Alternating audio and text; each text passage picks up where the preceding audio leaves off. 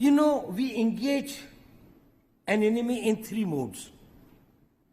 One is a defensive mode. That is, you see all the chowkidars and chaprasis outside.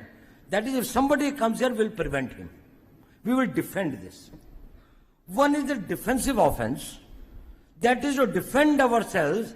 We will go to the place from where the offense is coming. And third is the offensive mode, where you go outright.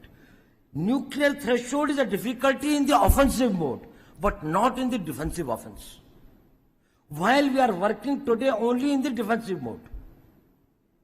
Now, when we come into the defensive offense, then we start working on the vulnerabilities of Pakistan. It can be economic, it can be internal security, it can be political, it can be their isolation internationally, it can be this thing like that, of exposing their terrorist activities, or it can be anything. It can be defeating their policies in Afghanistan, making it difficult for them to manage internal political balance or internal security. I'm not going into those details.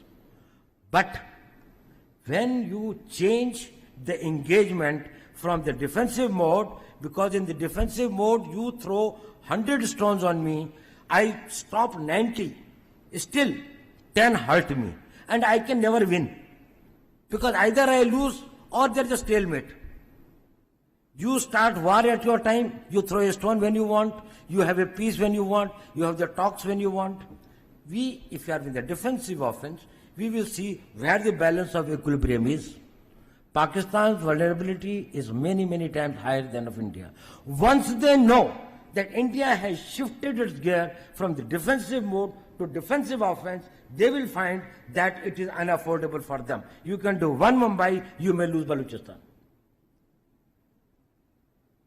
There is no nuclear war involved in that. There is no engagement of troops. If you know the tricks, we know the tricks better than you.